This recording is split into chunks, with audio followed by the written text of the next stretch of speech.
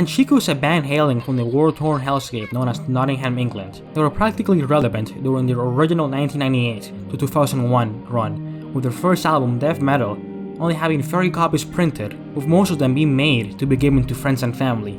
After the release of another EP titled Sodium Chloride, and the recording of a few other songs that would later make it into their demo album, Panchiko still achieved no success in the music world.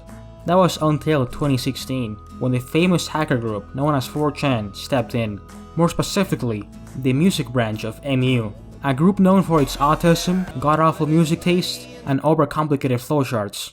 Well, an anonymous user of this infamous hacker group found a copy of Panchiko's debut EP, DeathMetal, sitting in a Nottingham charity shop, which is a rare sight to see, as both shops and charities are very uncommon in Nottingham. This copy of DeathMetal included 4 songs, which all sounded like shit due to the disc being rot. But this didn't end here, as 4 years later, in 2020, some band members got in touch with a group of their newfound fans, which then led to DeathMetal being remastered and re-released, with Panchiko's second EP, Sodium Chloride, included. But enough history.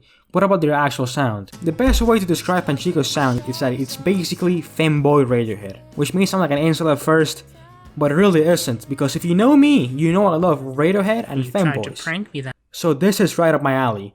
But even if femboys or British men singing about why technology is bad are not your thing, you might still like Panchiko, as they also take inspiration from other Shoegaze bands, forging a distinct sound for themselves. Basically, if you browse MU or unironically use words like femcel or blackpilled, you're definitely going to like Panchiko. It's almost too perfect, really.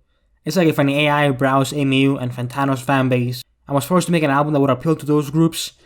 The anime references, the Sega Saturn sample, the little hints of lo-fi and shoegaze, the mystery behind it, and even the cover looks like music nerd bait.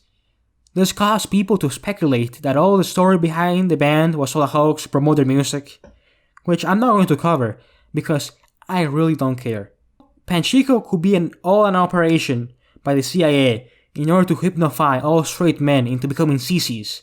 And I would not care. I would still be bumping DeathMetal. Which, talking about DeathMetal,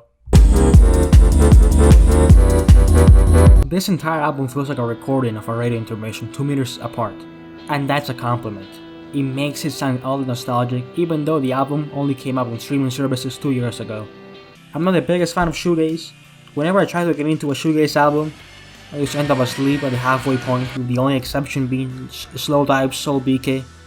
But that album is just so good that even people with room temperature IQs and attention spans lower than the Cambodian life expectancy, like me, are able to like. And I have the same feeling towards DeathMetal. Despite some shoegaze elements, it can be enjoyed by people who thought shoegaze was a term for a fake fetish. Unlike many other shoegaze albums, vocals are actually listenable, and the album is pretty short, so it's pretty unlikely you get tired of it.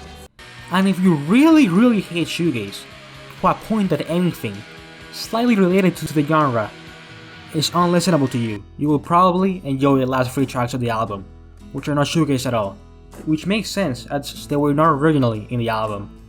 I would say this project is seriously an 8 out of 10, with the best song being Laputa.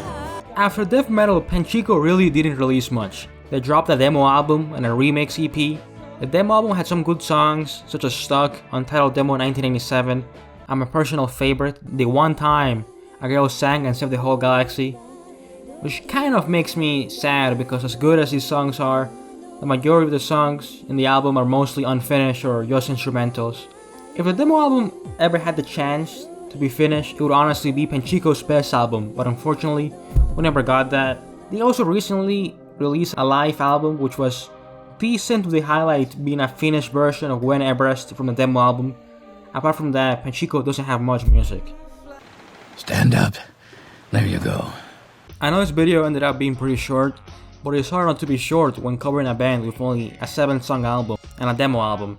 Nevertheless, I really love Panchiko. I discovered them in 2020 during the pandemic and I just fell in love with them instantly. Despite them having such a short discography, they became one of my most listened to groups in the 2020s, and I had to make a video on them. Anyways, if you like the video, subscribe and follow my Twitter.